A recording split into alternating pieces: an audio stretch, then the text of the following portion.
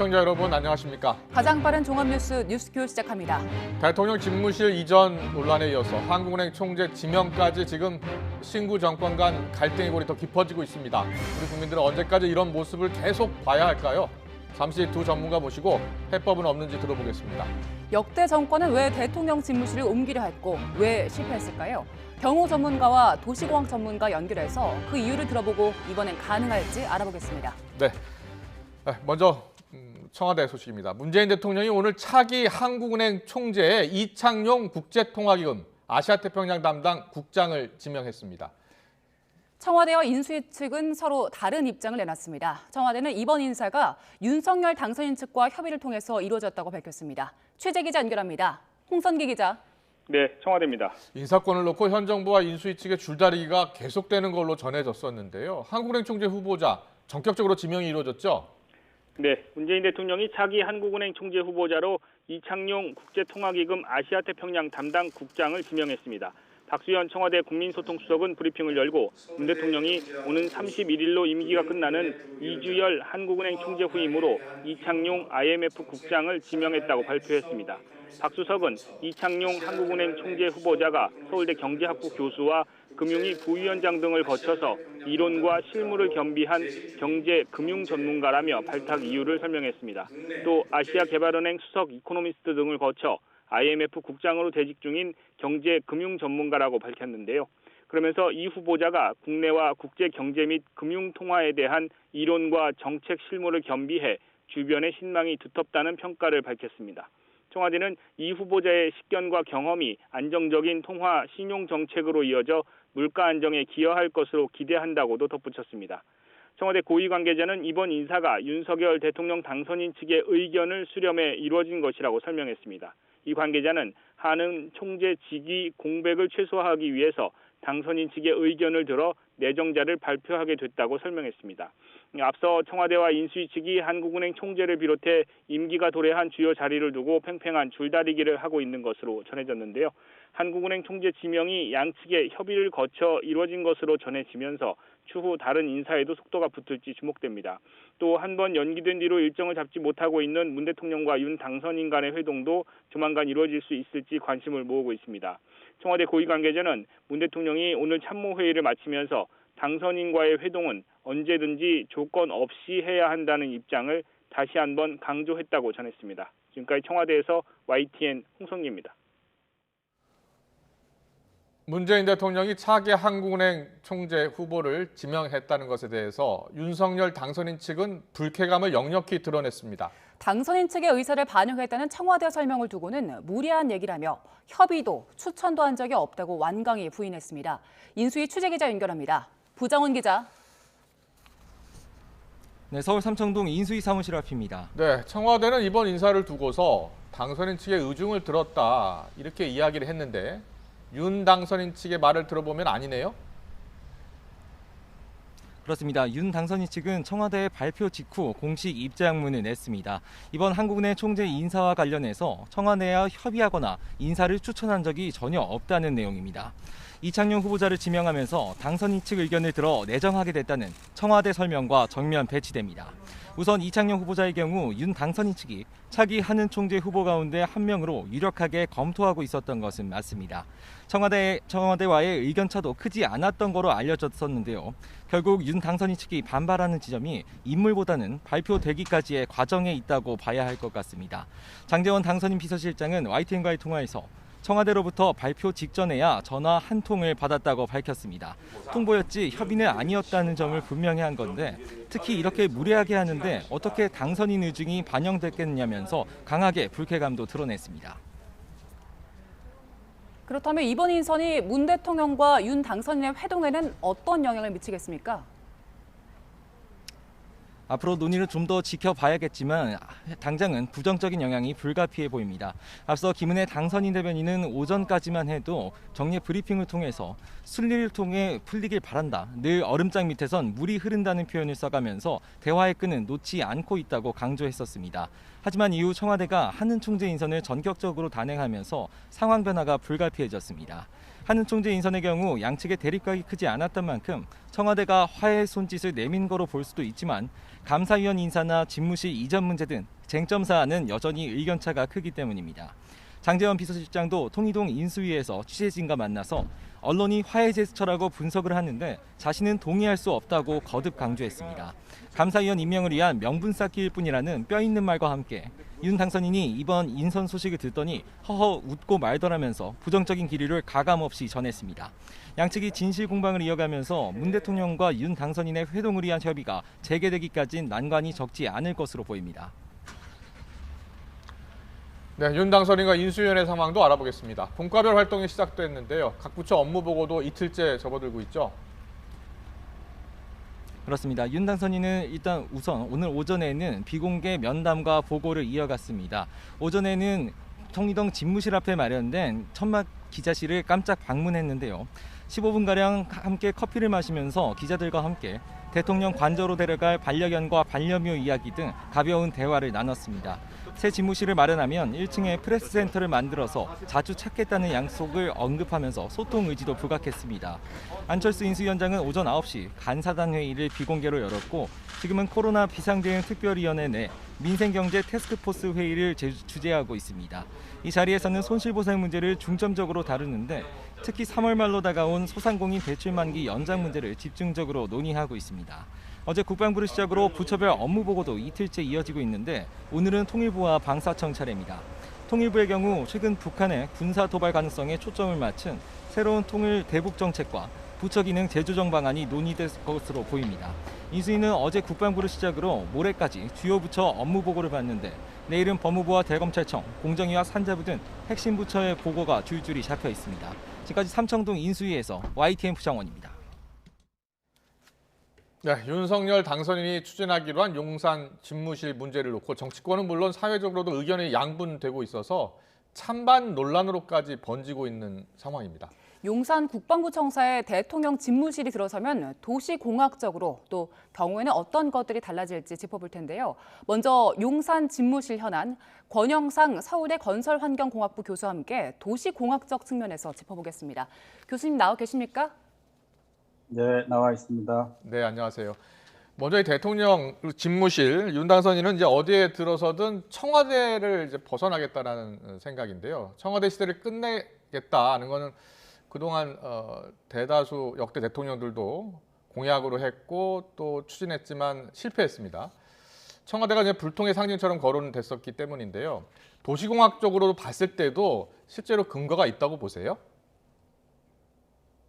네, 이 청와대가 지금 현재 입지하고 있는 그 위치를 보면은 사실 예전에 조선시대 때 있었던 경복궁 터보다 사실 더 북쪽으로 좀 파묻혀 있는 그런 위치거든요. 지금 사진에도 그렇죠. 예.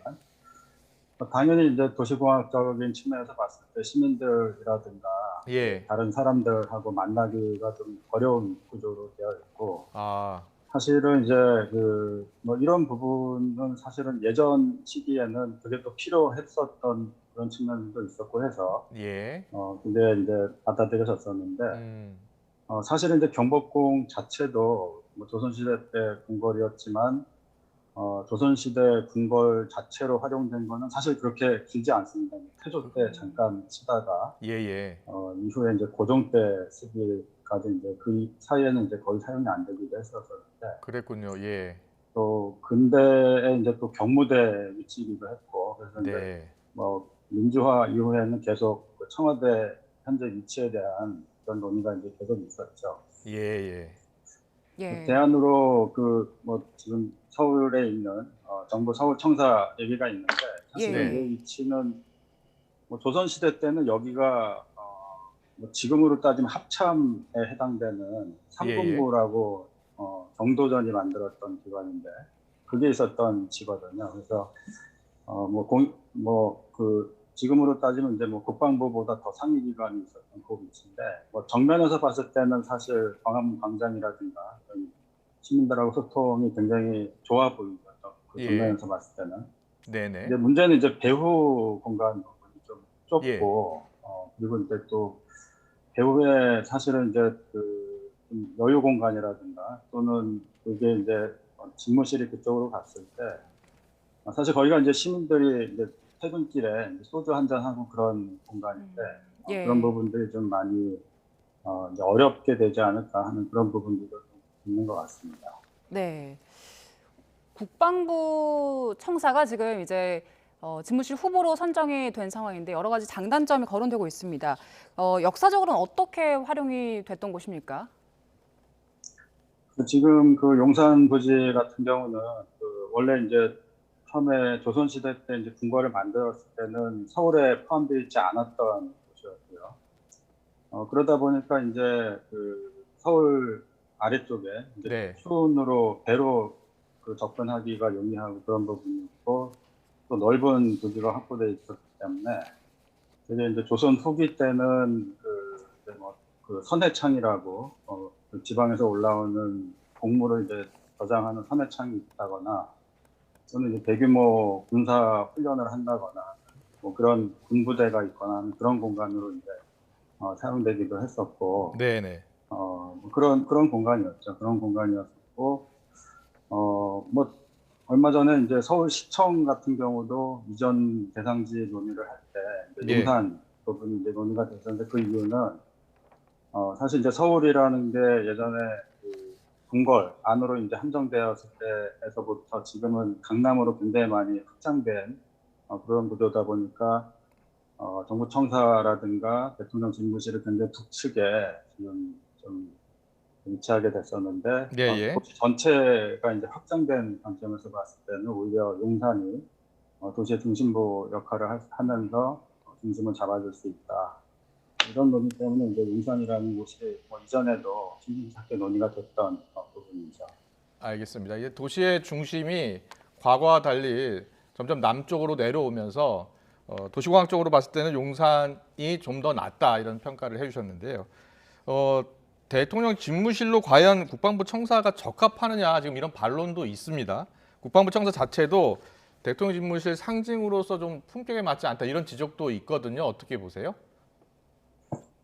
그 용산이라는 지역을 뭐 놓고 보면 지금 서울시의 도시계획적인 측면만 놓고 보면 예. 그 서울이 지금 3개 도심으로 지금 구성이 되어 있는 공간 구조가 그렇게 개편되는 구조로 되어 있고 하나가 이제 광화문이고 네. 하나가 여의도, 하나가 강남 이축 상에 있는데요. 네. 용산 같은 경우가 이제 그 가운데 위치를 하고 있죠. 예.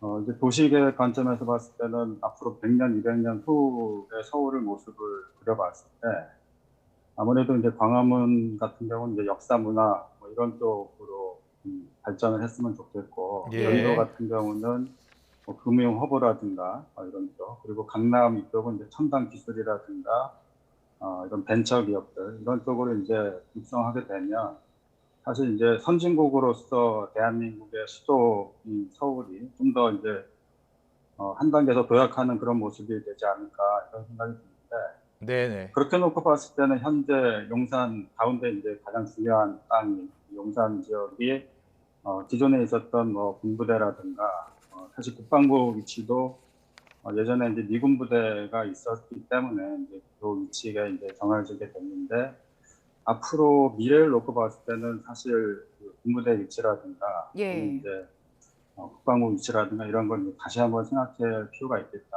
이런 생각이 들고요.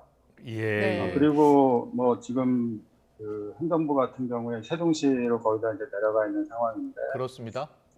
용산역을 생각을 해보면 사실 그 대통령이 이제 업무를 할 때 중앙부 쪽 공무원들하고 조금 더 쉽게 이제 소통을 한다거나 정책 현안을 논의를 한다거나 그런 부분들을 좀 고려를 해보면 조금 더 가능성이 있지 않을까 뭐 이런 생각이 듭니다. 네. 네네. 자, 그리고 지금 국방부 청사 주변을 봐도 그렇고 애초에 거론됐던 광화문 주변을 봐도 그렇고요. 아파트랑 사무실이 모두 많은 상황인데 다른 나라들 공간과 비교했을 때 어떤 점이 좀 비슷합니까? 다른 나라 뭐 사례들을 많이 이제 얘기들을 하는데 뭐 대표적으로 뭐 그 백악관이라든가 예. 그 영국 다우닝가에 있는 총리 관저 같은 것들 비교해 보면은 사실 그냥 도시 안에 그 대통령 집무실이 있다라고 볼 수가 있거든요. 예. 다우닝가 같은 경우도 뭐 영화에도 많이 나오지만 그냥 도시 한가운데 이제 어떤 주택 같은데 보통 수산이 이제 들어가면서 직무를 하고. 네. 근데 이제 뭐 영화 같은데 이제 그렇게 나오는데 사실 그 개후 공간이 사실 굉장히 넓거든요. 뭐 예. 다른 청사들도 이렇게 있고 또 공원 같은 것들도 있고. 미국 백악관도 보면은 이제 굉장히 격자형 그리드 안에 이제 들어가 있지만 주변에 굉장히 많은 다른 건물들이라든가 또 여기도 마찬가지로 이제 굉장히 큰 녹지축으로 이제 구성되어 있는 그 구조 안에 이제 들어가 있죠. 그렇기 때문에 사실 지금 현재 청와대의 입지보다는 보다 더 이제 시민이라든가 다른 전문가들하고 소통이 원활한 그런 공간에 입지하고 있다 이렇게 생각이 듭니다. 네, 다른 네. 나라들도 거의 비슷하고요. 그런데 이제 해결해야 할 문제들이 많은데 그 가운데 이제 하나가 대통령 출퇴근으로 인한 시민들의 불편입니다. 대통령 이동할 때마다 차량 통제가 불가피할 것으로 지금 예상이 되는데요. 이 문제는 그러면 어떻게 해결하는 게 좋겠습니까? 그 부분은 이제 뭐 지금까지 사실 이제 청와대 입지를 보면은 이제 거의 시민이라든가 이런 분들하고 이제 거의 접촉이 없었기 때문에 네. 굉장히 뭐 마치 숨어 있는 것 같은 그런 느낌의 공간이었었는데, 예. 사실은 이제 뭐 시대가 바뀌고 보다 더 뭐 시민하고 가깝게 다가서고 또 전문가라든가 또는 뭐 다른 정치인이라든가 이런 것들하고 이제 소통을 생각을 해보면, 네. 사실은 패러다임 자체가 이제 바뀌는 되게 중요한 의미가 있다고 보여집니다. 그렇기 때문에 뭐 차량 통제라든가 이런 부분들 물론 이제 고려를 해야 되겠습니다만, 뭐 예전처럼 이렇게 나만 다니는 길 뭐 이렇게 생각하기보다는 보다 더 소통하는 그런 느낌이었으면 좋겠고, 사실은 이제 길 같은 경우는 지금 현재 미군 기지의 메인포스트 길 같은 경우가 가로지르면 더 빠르다라고 이제 저는 알고는 있는데, 그런 걸 통해 우회도로 같은 걸 통해 가지고 해결할 수 있지 않을까 그렇게 생각이 됩니다. 네, 알겠습니다. 그리고 지금 인수위 내부에서도 그 국방부 앞에 있는 전쟁기념관 있잖아요. 이곳을 집무실로 활용하는 아이디어가 나오는 것 같던데 이런 구상이 나오는 이유는 어떻게 보십니까?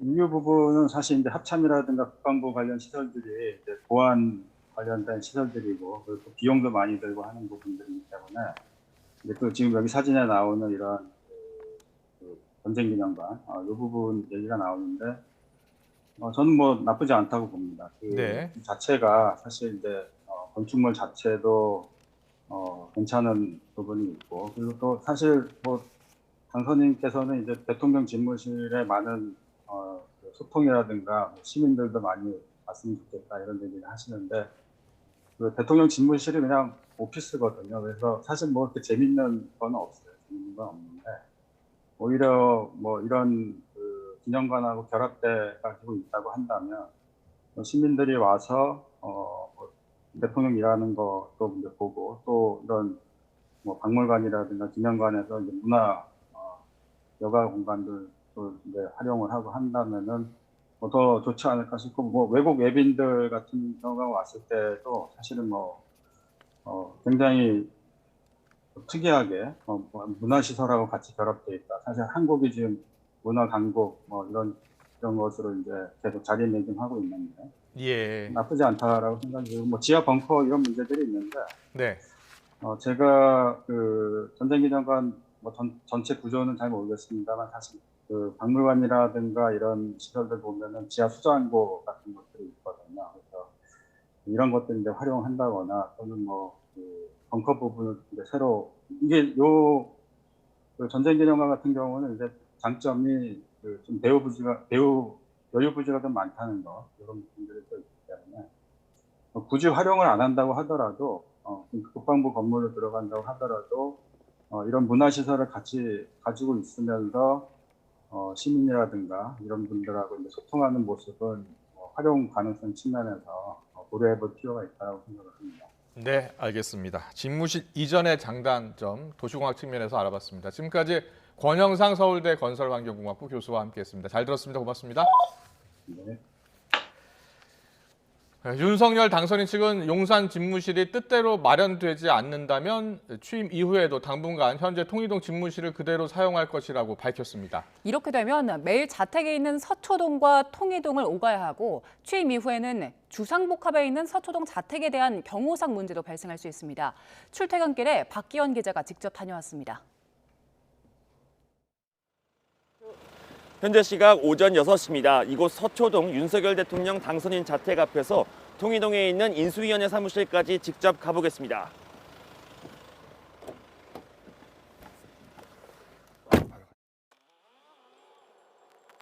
서초동에서 출발해 성모병원 사거리를 지나 반포대교를 건넙니다. 이어 용산구청과 녹사평역을 거쳐 남산 3호터널로 진입합니다. 신호 없이 쭉 뻗은 반포대교와 남산터널을 지나면 그만큼 시간은 단축됐습니다. 도심에 들어선 뒤 서울시청과 광화문을 지나 통이동까지 출근길 거리는 10.3km에 이릅니다. 서초동에서 이곳 통이동 인수위원회까지 저희 취재진은 20분이 걸렸습니다. 하지만 윤 당선인의 출퇴근길에는 모든 신호등이 제어되기 때문에 이곳까지 15분 정도 소요될 것으로 예상됩니다. 문제는 시민들의 불편입니다. 서울 주요 도심을 꿰뚫는 대통령 출근길 동선마다 교통이 통제돼 현재도 정체되는 구간이 더 길어질 수 있습니다. 원래부터 여기가 막히는 곳이고 항상 정체돼 있는 곳이라 사는 사람으로서는 좀 많이 불편할 거라고 생각하고 또 그렇게 보이고 있고요. 교통도 교통이지만 현재 윤 당선인이 거주하는 서초동 주상복합 건물에 대한 경호도 문제입니다. 외부인 출입이 가능한 데다 주민들에게 경호 협조를 일일이 구하기도 쉽지 않습니다. 또 대통령의 동선이 길어진 만큼 집회나 민원인 접촉을 피하기도 어려워 보입니다. 게다가 출퇴근 동선 중간에 집회가 이뤄지면 고립될 가능성마저 제기됩니다. 군중이 수천 명, 수만 명 몰려왔다는 것을 생각을 좀 해봐야 되고, 그다음에 시위 군중에 갇혀버리면 출근을 못 하잖아요. 그러면 국정 중단 사태가 발생이 됐을 때 그거 어떻게 감당하려고? 통이동 집무실에 대한 경호도 풀어야 할 과제입니다. 집회시위법은 대통령 청사 또는 저택의 경계 지점으로부터 100m 이내 집회를 금지하고 있지만 집무실에 대해선 별다른 규정이 없기 때문입니다. 인수위원회는 이 같은 문제로 서초동 대신 통이동에서 1분여 거리 떨어진 삼청동 국무총리 공간을 사용하는 방안도 검토하고 있는 것으로 알려졌습니다. YTN 박기환입니다.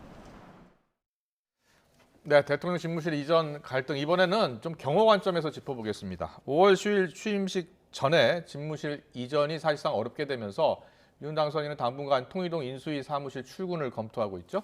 지난 1985년 전두환 전 대통령 때부터 노무현 전 대통령까지 전직 대통령 5명을 경호한 분인데요. 김한목 신안산대 경호경찰행정학과 교수 화상으로 연결합니다. 교수님 나와 계시죠? 네, 안녕하세요. 네, 안녕하세요. 전직 대통령 5명을 경호하셨으면 20년 넘게 경호하신 거네요? 네, 24년 동안 근무했습니다. 네, 누구보다 잘 아실 것 같은데요. 근데 교수님 제가 보니까 국방부 청사로 집무실을 이전하는 문제에 대해서 좀 서두르지 않았으면 좋겠다 이런 의견을 내셨어요. 경호 면에서 어떤 문제가 있다고 보십니까? 경호부의 어떤 연속성을 위해서 국방부 청사로 인원과 장비 시스템이 전환되어야 되는데 장비하고 시스템이요? 네, 그 청사에 대한 관리하는 출입하는 인원과 반입되는 물품에 대한 취약 요인 이런 위험 요인을 찾고 그에 대한 적합한 안전 대책을 마련하는데 지금부터 40일이라는 시간은 넉넉치 않다.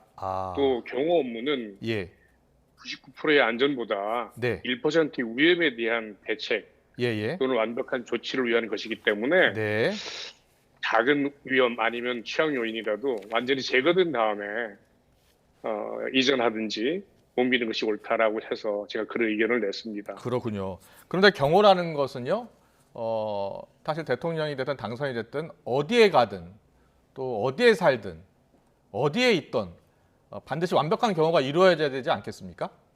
네, 맞습니다. 환경에 따른 변화에 경호실이나 경호 조직은 한치의 오차 없이 완벽한 조치를 위해서 존재하는 조직이고요. 1%의 허점이 허용될 경우에 경호는 1%의 실패가 아니라 100%의 실패입니다. 그래서 경호는 완벽하지 않다 그러면 행사를 취소하든지 네. 아니면 이전을 포기하든지 하는 결정을 내리는 것이 맞다고 봅니다. 알겠습니다. 네. 지금 윤석열 당선인이 5월 10일 당선인 신분이 되고 나서 대통령에 준하는 경우를 받고 있는 상황인데 대통령이 되고 나서 경우가 좀 바뀌는 게 있습니까? 현재 대통령 경호실 법에 네. 공원인 대통령 당선인도 경호 대상자에 포함되어 있습니다. 예. 그래서 현재 경호실이 가지고 있는 경호 인력, 장비 뭐 이런 것들을 다 제공받을 수 있는 조건이 갖춰져 있고요. 네. 단지 현재 당선인 신분에서 대통령으로 취임한 이후에 변화되는 것이라 그러면 지금 현재는 아마 현직 대통령과 당선인 행사가 중복될 경우, 그러니까 기동수단, 헬기라든지 전용기를 같이 겹쳐서 사용할 경우에 네. 우선순위에서 현직 대통령 위주로 전용기라든지 열차라든지 이런 걸 배정하고 예. 헬기도 마찬가지고요. 헬기도 대통령이 탈 수 있는 헬기가 서너 대 있는데 그중에서 첫 번째 헬기는 대통령한테 배정을 하고 그다음에 그 예비기로 가지고 있는 거를 당선인한테 제공하고 이런 차이지. 예.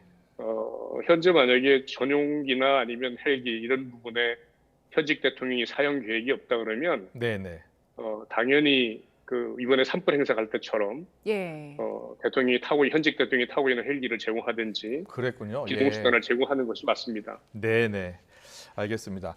경호 관점에서 몇 가지 좀 더 여쭤보겠습니다. 윤 당선인 같은 경우에는 이제 대통령 취임식 뒤에 통이동으로 지금 출퇴근을 한다고 하거든요. 통이동 혹시 가보셨나요? 제가 그 경호실에 근무할 때 통이동 주변의 식당이라든지 네네. 이런 곳에 가서 시간을 보내고 있는데요. 네. 아시다시피 경북궁에 있던 서편 마을이라는 곳이 통이동에 위치하고 있습니다. 예. 그래서 당선자 사무실이 있는 그 위치가 민가가 그 혼재되어 있는 그런 위치고요. 예, 가게도 있고 민가도 있고. 예. 그렇습니다. 그다음에 과거에 그 정부 전산원이라고 하는 공무원들 공공 전산 업무를 교육하던 교육 장소였었어요. 예. 이러다 보니까 현재 차를 타고 내리는 장소, 그다음에 안에 내부적으로 주차장이라든지 이런 것들이 위치로 봐서도 취약할 뿐만 아니라 만약에 그 지나가는 통행하는 차량에서 혹시 어떤 그런 위험 요인을 가지고 돌진할 경우에 현관 차를 타고 내리는 지역이나 주차장에 거의 그냥 그 어떤 그런 제재 없이 접근해서 자기들이 어떤 가지고 있는 목적을 달성할 수 있는 그런 취약점이 있고요. 아시다시피 그 안에 내부 시설이 오만창이라든지 많은 인원이 참석하는 회의장이라든지 이런 부분이 갖춰 있지 않아요. 그래서 적합하지도 않고 또 일반인의 접근이 용이하고 만약에 통제할 경우에 주민을 통제해야 되기 때문에 거기서 발생할 수 있는 어떤 불만 요인들 이런 것들이 상당히 내재하기 때문에 경호적 취약 요인에 대해서는 상당히 많이 가지고 있다 이렇게 이해할 수 있습니다. 네, 통이동의 그 경호상 취약점에 대해서 쭉 짚어주셨는데 그리고 또 하나 통이동 집무실에 지하 벙커가 없잖아요. 그렇기 때문에 유사시에는 청와대 벙커나 국방부에 있는 벙커를 사용해야 한다는 부분인데 이 부분에서는 어려운 점이 없겠습니까? 있을 수 있습니다. 뭐냐면 우리가 다 알다시피 위기에 대해서 성공적으로 대응하려고 하면 시간이 절대적인 경우도 있습니다. 그래서 위기에 골든타임이 있다 그러면 우리가 판단하고 있는 통일동부터 청와대 벙커 아니면 국방부까지 이동 시간 때문에 골든타임을 놓칠 수 있다 판단할 수 있어요. 우리가 예상할 수 있는 위기 상황 어떤 것인지 정확하게 예측할 수 없기 때문에 청이동에서 또는 국방부로 많이 이동하는 시간이 정말로 골든타임을 놓칠 경우에 우리가 해결하지 못하는 아니면 치명적인 결과를 알 수 있는 그러한 장애 요인 아니면 위험 요인을 가지고 있는 상황입니다. 네. 그렇다면 여러 가지 어려움을 이야기해 주셨는데 윤 당선인이 대통령이 취임한 뒤 이제 통일동 집무실을 이용하게 되면 일단 경호를 100% 경호를 해야 되잖아요. 가능하겠습니까? 어떻게 보세요? 일단 경호실은 제가 그 조직에 대한 것들을 홍보하는 차원은 아닌데요. 경호실이 가지고 있는 기능 자체가 예.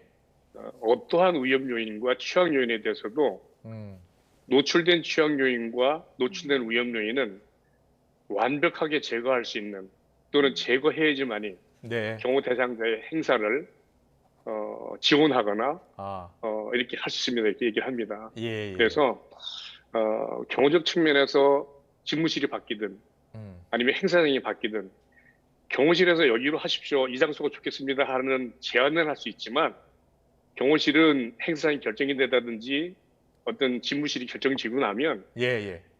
행사장과 집무실에 가지고 있는 위험하고 경호적인 요소는 어떤 방법으로든 수단법은 가리지 않고 보장할 수 있도록 그렇군요. 아마 그런 조치를 할 수 있다고 저는 생각하고 있습니다. 네. 그리고 지금 출퇴근도 문제인데 지금처럼 서초동에서 출퇴근을 계속해서 하던가 아니면 한남동 공간 이야기도 나오고 있고 삼청동의 총리 공간 이야기도 나오고 있거든요. 이렇게 이 세 가지 중에서 만약에 출퇴근을 하게 된다면 어떤 점들이 더 어려울 것으로 보입니까? 저는 한남동이나 서초동이나 네. 한남동은 어떻게 보면 변경을 한다는 장소가 외교부 장관 공간이라든지 국방부 장관 공간에 있는 나름대로 대사관도 머물고 있는 나름대로는 일반인들이 접근이 좀 이렇게 제한할 수 있는 그런 위치에 있지만 서초동은 어떻게 보면 민간인과 같이 사는 아파트라고 하는 민간 아파트이기 때문에 공적 기관의 경찰이 됐든 경호실 조직이 됐든 가서 대통령에 대한 어떤 안전 때문에 경호적인 측면 때문에 통제를 할 경우에 상당히 많은 불만과 불편 요소들이 발생할 것이고 대통령이기 때문에 그런 부분을 충분히 주변에 이해할 거야라는 이해를 구하기 전에 그런 부분을 줄이시다 그러면 사전에 고려해서 나름대로 거주지라든지 아니면 숙소를 판단하고 결정하는 것이 옳다고 생각합니다. 알겠습니다. 그리고 대통령 경호를 24년 동안 하셨다고 하니까 궁금한 게 있는데요. 시대가 바뀌면 경호하는 그 강도 좀 바뀔 것 같거든요. 어떻게 바뀌었고 변천했습니까? 노무현 대통령 당시 그림자 경호 이렇게 얘기를 했어요. 그러니까 경호 행위가 일어나는 부분에 대해서 어떻게 보면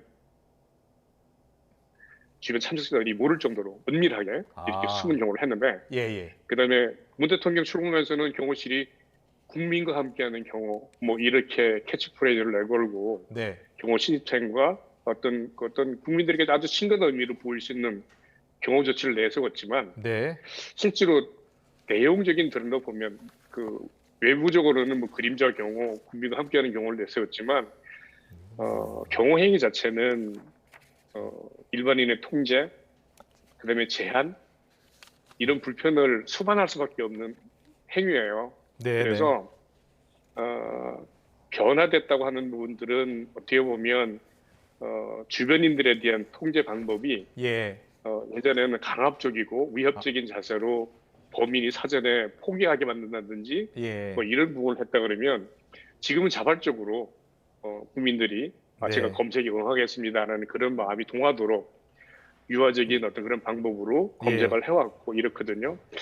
향후에도 지금 보면 검색 방법이라든지 아니면 위험인물에 대한 통제 이런 것들은 AI라든지 장비 발달된 어떤 경호 장비, 검측 장비가 발달되면서 충분히 대응하고 불편을 최소화할 수 있는 방법으로 전환될 가능성이 있다. 또 그걸 적용하고 있다 말씀드리고 싶습니다. 그렇군요.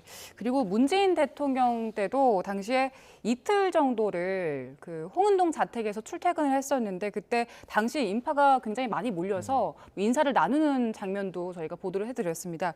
근데 경호 측면에서는 그때 어떻게 진행이 됐습니까?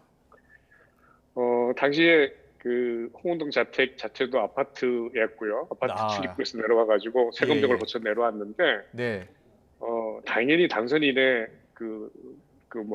출퇴근길이 일반 시민들의 관심사일 수밖에 없고 또 취임 초기이기 때문에 호기심과 아니면 한 번도 보고 싶다는 그런 일반 시민들의 어떤 그런 생각이 있을 거예요. 그래서 많이 모였고 출발과 도착할 때 많은 일이 모여가지고 네. 차량통이 어려울 만큼 지금 화면에 보이다시피 그렇네요. 뭐 차를 따라오면서도 이렇게 뭐 잘 다녀오세요, 환영합니다. 그렇네요. 뭐 하기도 하고 하는 모습 보였었는데 사실은 저 환경 안에서 만약에 어떤 의도를 가진 사람이 저 안에서 뭐 정해진 시간 안에서 출근하고 정해진 시간에 퇴근한다 그러면 충분히 돌출 행동, 위험한 행동을 할 수 있는 위험한 상황입니다. 그래서 그때 당시도 가능하면 그 사복 경장들을 세워서 일반 주민들 동향을 살피고 또 참석자 안에서 어떤 불만 섞인 행동이나 말은 없는지 어떤 사찰하는 그런 개념의 정보 형사들을 많이 활용하고 관리했던 그런 기법을 말씀드릴 수 있습니다. 네, 알겠습니다. 시대가 변하니까 여러 가지 AI 장비도 있고 경호 측면에서는 좀 더 유리하게 된 것이 아닌가 싶습니다. 하지만 동시에 또 이제 소통도 강화하는 그러한 경호가 됐으면 더 좋겠고요. 오늘 말씀은 여기까지 듣겠습니다. 경호 전문가 김한목 신안산대 교수와 함께했습니다. 잘 들었습니다. 고맙습니다. 감사합니다.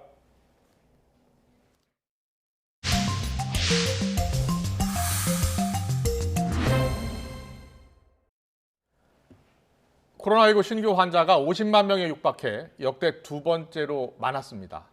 오늘 0시 기준 확진자는 49만 881명으로 전날보다 13만 명 넘게 급증했습니다.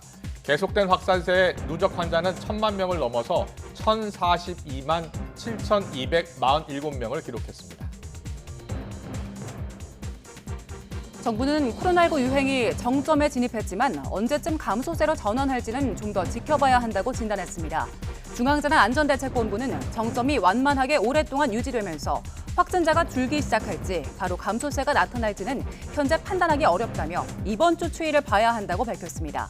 23일인 오늘부터 유행이 감소세로 전환될 것이라던 정부의 예측치가 빗나간 겁니다.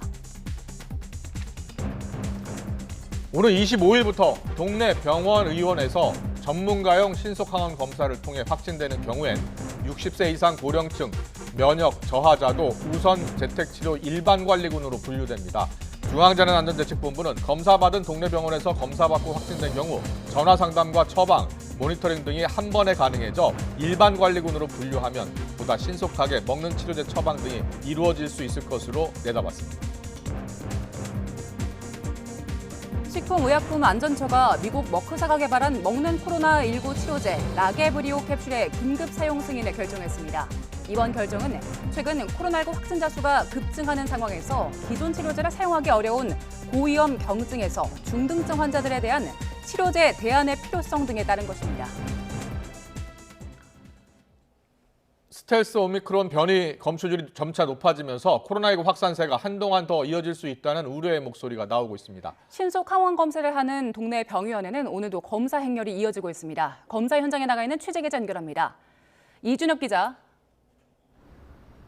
네, 서울 등촌동에 있는 부민병원에 나와 있습니다. 네, 검사는 이제 거의 마무리됐을 시간인데요. 오늘도 많은 사람들이 몰렸습니까? 네, 조금 전 오후 4시에 이곳 검사가 마무리됐습니다. 오늘 하루 동안 120여 명 되는 사람이 이곳에서 신속항원 검사를 받았는데요.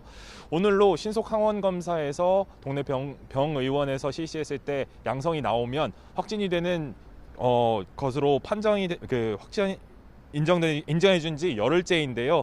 첫날 200건보다는 줄어들어 하루 100명 안팎의 검사를 받고 있지만 대기는 매일 어김없이 이어지는 상황입니다. 일주일 전 확진자가 62만 명까지 늘어난 뒤 한동안 정체된 모습을 보여 오미크론 정점이 지난 것 아니냐는 기대가 일부 나오기도 했는데요. 20만 명대까지 떨어졌던 확진자가 오늘 다시 49만 명까지 급증하면서 아직은 예측이 쉽지 않은 상황입니다. 방역당국도 정점인지 판단하려면 아직 흐름을 지켜봐야 한다는 의견인데요. 전파력이 일반 오미크론보다 높다고 알려진 스텔스 오미크론 검출률이 41%까지 올랐고요. 전문가용 신속 항원 검사도 확진을 인정해주면서 숫자가 더 늘어날 수 있다는 판단에서입니다. 미국이나 영국처럼 앞서 오미크론 유행을 겪은 나라들도 스텔스 오미크론이 재유행하면서 방역에 어려움을 겪고 있는데요. 내일도 확진자가 많이 나온다면 정점이 늦어질 수도 있다는 판단에 무게가 실릴 것으로 보입니다.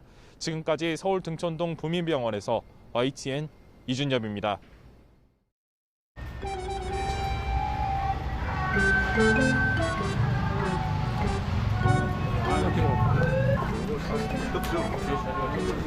조심하십니다.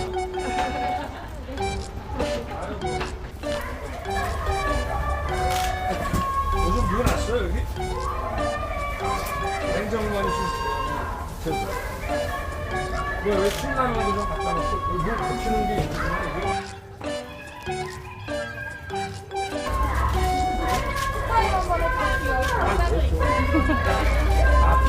네. 가운데서 우리 커피 한잔 합시다.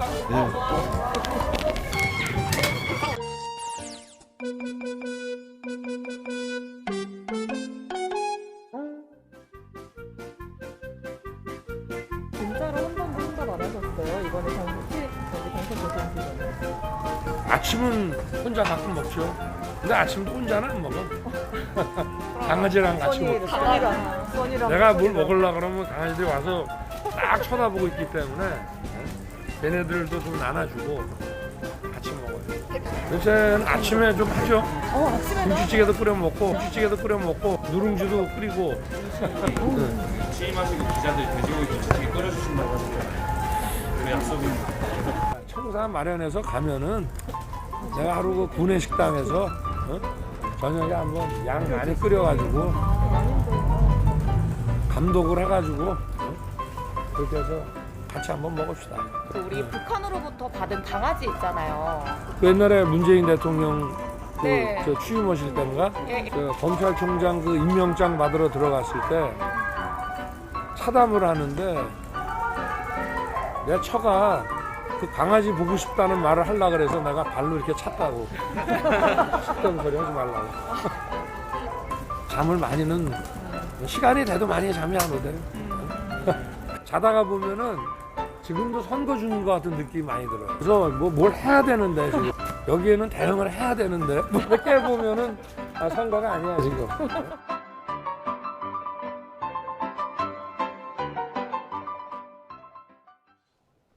네, 어떻게 보셨습니까? 자, 집무실 이전을 놓고서 현 정부와 당선인 측이 지금 입장을 좁히지 못하고 있는데요. 여야의 공방도 계속 갈수록 격해지고 있고요. 그런데 문재인 대통령이 오늘 한국은행 총재 후보자를 지명했죠. 청와대는 당선인 측과 협의를 했다고 했는데 윤석열 당선인 측은 이를 부인했습니다. 그래서 지금 또 다른 갈등으로 부상하고 있습니다. 최창렬 용인대 교수, 노동일 경희대 교수와 함께 자세히 짚어보겠습니다. 어서 오십시오. 안녕하세요. 안녕하세요. 네. 안녕하세요. 문재인 대통령이 오늘 한국은행 총재 후보 이창용 IMF 국장을 지명했거든요.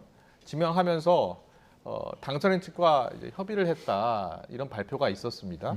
그런데 바로 당선인 측에서 협의한 적 없다라고 한 거예요. 누구 말이 맞는지 아직 모르겠습니다. 그런데 분명한 것은 소통이 잘 안 된 것 같아요. 어떻게 보셨어요?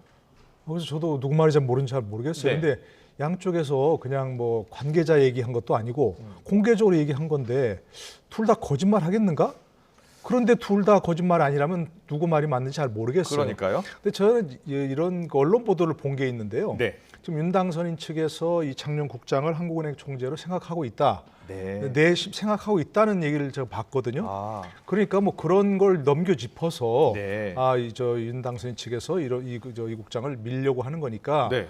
그래서 뭐 이렇게 총재 인사를 했는지 아니면 김은혜 대변인 모르는 누군가가 청와대에 소통을 했는지 그건 잘 모르겠습니다. 그러나 어쨌든 경과가 어쨌든 간에 이렇게 서로 공개적인 발언이 완전히 엇갈리는 그런 걸 보고 또 이것도 국민들이 봤을 때 이거 뭐 갈등한가라고 생각하는 것은 이건 정말 정상적인 광경은 아닌 거죠, 분명히. 네. 어떻게 보셨어요? 김은혜 대변인이 직접 특정 인사를 추천한 적도 없고 협의한 적도 없다 이렇게 이야기했거든요. 국민들은 대단히 혼란스러울 수밖에 없어요. 네. 지금 지난 16일 날 한번 무산이 됐잖아요. 회동이 무산되고 뭐 이따 얘기가 나오겠습니다만 이 여러 가지 지금 사안들을 가지고 좀 당선인 측과 청와대가 좀 충돌하고 있는 이런 양상이거든요. 그렇습니다. 이런 인사 이건 팩트만 알면 되는 문제인데 예. 이 자체가 진실 공방의 양상을 띈단 말이에요. 누구 말이 맞는지 이럴 수 있을 것 같아요. 협의를 하긴 했는데 실무자에게 얘기를 했는데 실무자가 뭐 당선인에게 보고를 못했다든지 네. 뭐 이런 식의 문제는 글쎄 억지로 유추하면 가능하긴 한데 그 자체가 정상적이지가 않죠. 네. 한국은행 총재를 지금 임명하는데 지금 가뜩이나 인사할 문제를 두고 청와대와 당선인 측이 갈등을 보이고 있는 양상에서 만약 제가 말씀드린 것처럼 그런 식의 양상 때문에 서로 이렇게 진실공방의 모습을 띈다는 건 상상할 수 없어요. 다시 말하면 청와대와 지금 이 당선인 측의 소통이 잘 안 되고 있는 거예요. 네네. 기본적으로 감정도 좀 개입돼 있는 것 같고 여러 가지가 다 복합적으로 작용해서 이런 하나의 현상으로 나타난 건데 이창용 이 신임 총재 내정자는 문제가 별로 없어요. 사실 어느 쪽에서 봐도 청와대가 봐도 그렇고 당선인 측이 봐도 그렇고 뭐 정치적인 인물도 아니고 단지 이 소통의 문제, 이 추천을 했느냐 안 했느냐, 협의를 했느냐 안 했느냐 이 문제 가지고 그러는 거 아니에요. 그러니까 최근에 청와대와 당선인 측 간의 여러 가지 문제를 그대로 상징적으로 보여주고 있는 사안이다. 네. 그렇게 생각을 합니다. 그렇군요. 네. 그런데 언론에서는 또 감사원의 이제 감사위원 또 공석이 있고요, 선관위원도 또 공석이 있습니다. 그래서 이 공석도 혹시 서로 협의 없이 또 임명되는 것 아닐까 이런 관측도 나오고 있습니다. 문재인 대통령이 인사권을 행사할 것으로 보십니까? 일반적인 그런 공무원이 아니고 감사위원과 선관위원은 정치적으로도 굉장히 의미 있는 자리 아니겠습니까? 예. 뭐 감사위원을 현 정부에서 임명하려고 한다 이렇게 하는 것이 뭐 여러 가지 현 정부에서 있었던 일 감사를 못하게 하려고 한다 이렇게 해도 되고 얘기도 되고 또 뭐 선관위원은 그동안 계속해서 논란이 많았잖아요 정치적으로. 네네. 선관위가 부실 관리한 것이 선관위원들 지금 성향이 현 정부 성향이니까 뭔가 뭐 또 부정선거였다 이런 식으로 논란이 많은 루머지만 그런 얘기들이 많이 있는 상황이거든요. 그렇다면 저는 정치 도의상 어쨌든 현 정부에서 인사권은 분명히 있는 거죠 형식적으로 있는 거지만 또 그분들의 임기가 대다수가 지금 저 선관위원은 그냥 일반 선관위원 6년이고 상임위원은 3년 아닙니까? 또 감사위원은 4년이고요. 그러면 거의 뭐 현 당선이 취임해서 거의 뭐 말년까지 다 같이 하는 거 아니겠습니까? 그렇다면 정치상 중첩되고 있으니까 현 정부의 현 대통령의 인사권이 맞긴 맞지만 그리고 그 실제 임기는 당선인이 취임하고 나서부터 보내게 되는 거니까 이런 중요한 자리는 정말로 정치 도의상도 그렇고 현재까지 관례도 그렇고 당선인 측과 밀접하게 협의를 해서 뭐 당선인의 의사를 100% 반영해야 된다. 그건 안 되겠죠. 그러나 양측이 좀 합의할 수 있는 인물 찾을 수 있지 않을까요? 좀 중립적인 인물로. 저는 그런 노력을 양측이 좀 기울여야 한다고 생각합니다. 네, 최천일 교수는 어떻게 하는 게 가장 좋겠습니까? 이 부분은 관례라는 게 당선인 측의 의사를 충분히 존중하는 게 관례고 우리 노 교수님 잘 말씀하신 것처럼 그러나 인사권자는 문재인 대통령이에요. 그 양측이 다 이런 부분들에 대해서 충분히 배려해야 돼요. 이거는 어떻게 무슨 규정이 있다고 어떤 뭐 법조항이나 어디 나와 있는 게 아니란 말이에요. 그렇다면 어쨌든 간에 감사위원과 중앙선관위원은 정치적인 자리는 물론 아니에요. 그렇다 하더라도 어떤 새 정부하고 같이 일을 해야 되는 자리이기 때문에 충분히 당선인 측의 그 의사가 반영되는 게 맞아요. 당선인도 마찬가지예요. 같은 얘기입니다만 우리하고 같이 일할 거니까 우리가 임명할 테니까 보류하시오. 그렇게 된다면 청와대에서 문재인 대통령 측에서 그걸 받아들이겠어요? 그건 또 안 되는 거기 때문에 같은 말씀의 반복인데 충분히 이건 조율해서 할 수 있는 거예요. 그동안 그렇게 해왔고 관례상 그렇게 해왔고 이게 모든 게 충돌하다 보니까 이런 문제가 하나하나 다 지금 문제가 되는 거거든요. 그렇군요. 빨리 만나야 돼요. 그러니까 빨리 만나야 된다. 좀 전에 말씀해 주셨는데 지금 열흘이 지났고요. 만약에 이렇게 시간이 더 흐르게 되면 실제로 두 사람이 조건 없이 만나는 게 더 어려워지는 건 아닐까요? 어떻게 보세요? 그러니까요. 사실 처음 얘기 나왔을 때 그냥 만났어야죠. 문 대통령께서 어차피 현재 권력은 문 대통령이니까 뭐 실무진 뭐 필요 없다. 바로 그냥 오시라고 해라 해서 같이 만나서 그때야 덕담하고 웃으면서 얘기 나누고 해줄 수 있었지 않습니까? 그렇게 했었는데 시기를 좀 놓쳤어요. 그러니까 지금 말씀하신 대로 자꾸 시간이 흐를수록 주변에서 뭐 이런저런 얘기가 나오고 있고 뭐 윤 당선인 측에서 청와대 측에서 이런 게 나올수록 사실 더 껄끄러워지는 거죠. 그리고 자꾸 이제 이슈가 불거지면서 이런 문제를 갖고 충돌한다는 본질이요 사실이든 아니든 간에 그런 것도 자꾸 모여지니까 저는 지금이라도 두 분이 좀 결정할 수 있지 않나요? 둘 다 정말 최고 권력자고 뭐 정치 경험이 어떻든 간에 최고 정치 지도자가 되었고 이제 그런 분들이라서 이 정도도 해결하지 못하면서 무슨 나라의 엄청난 갈등을 어떻게 해결하겠습니까? 더더구나 무슨 남북 통일을 어떻게 얘기합니까? 그러니까 이 정도는 좀 빨리 해결해서 오늘 저녁에라도 허심탄회 같이 만나시는 그런 좀 장면을 연출했으면 좋겠습니다. 그렇습니다. 우리 국민들도 대부분 대통령과 당선이 하루빨리 만나서 뭔가 좀 이야기를 허심탄회하게 했으면 좋겠다는 생각 많이 하고 있을 것 같아요. 전례가 없잖아요. 이렇게 예. 신구 대통령이 이렇게 갈등 양상을 빚는 게 전례가 없어요. 민주화 이후에. 네. 초유의 일입니다. 이 부분이. 네. 그런데요. 자, 이런 어떤 갈등을 수습해야 하는 정치권. 네. 정치권은 공방을 더 키우고 있습니다. 여야 공방 갈수록 더 격해지고 있고요. 권성동 의원, 안민석 의원의 오늘 오전 인터뷰, 라디오 인터뷰 내용 듣고 오겠습니다. 이 청와대 이전은 문재인 대통령이 2번을 공약했던 사안인데 실천을 못했죠. 네. 왜 그렇게 했습니까? 청와대 들어가 보니까 너무 좋은 거예요. 권력의 달콤함에 그래 포기를 했었던 것인데 물러가는 정부가 새로 출범하는 정부의 첫 번째 업무를 이런 식으로 나는 해방 놓는 건 처음 봤습니다. 이 정도 되면 대선 불복 아니겠습니까? 그러니까 제가 추측하기에는 민주당의 강경파들이 이 대선에 대해서 승부 못하는 강경파들이 이걸 갖고 좀 정치적으로 이용하자, 새 정부의 힘을 빼자, 이런 주장이 청와대에서 수용이 된 거죠. 오만이 묻어나는 권 의원님의 인터뷰 잘 들었습니다. 청와대 이전은 제가 볼 때는 정명군의 만행이라고 봅니다. 공적인 지위로 국민들을 공적인 데 써야 되는 그런 태도를 좀 가져야 되는 것인데요. 이렇게 번갯불에 콩볶아 먹듯이 속도주로로 하는 이유가 참으로 좀 미스테리하다. 협조할 건 협조하겠습니다. 그런데 터무니없는 MB 사면이라든지 청와대 이전 이런 것들을 저희들이 용납할 수가 없는 것이죠. 네, 국민의힘에서는 대선 불복 지금 주장까지 나오고 있고 민주당에서는 점령군의 만행이다 이런 표현까지 나왔습니다. 최천일 교수님 어떻게 보셨어요? 이분들이 너무 이 언어를 예. 함부로 사용한다고 저는 느껴요. 언어를 함부로 사용하고 있다고요? 이 대선 불복이라는 아무 근거가 없잖아요. 네. 승복했지 않습니까? 예. 이거 지금 청와대 이전에 대해서 청와대에서는 그야말로 인정한다. 예. 단지 안보 공백을 우려한다라는 게 대외적인 명분이란 말이에요. 근데 이걸 대선 불복이라고 이렇게 규정을 해버리면은 이거야말로 갈등을 완전히 증폭시키는 것밖에 안 되는 것이고 안민석 의원도 마찬가지예요. 이걸 점령군의 만행이다? 아니 청와대 이전에 대해서 지금 문재인 대통령도 받아들인다고 얘기했던 거 아니겠어요? 네. 근데 이 부분을 지금 계속 공약했던 것이고 과거에 문재인 대통령도 후보 시절에 공약했던 거였단 말이에요. 19대 네. 때. 근데 이 부분을 지금 민주당 의원이 점령군의 만행이다?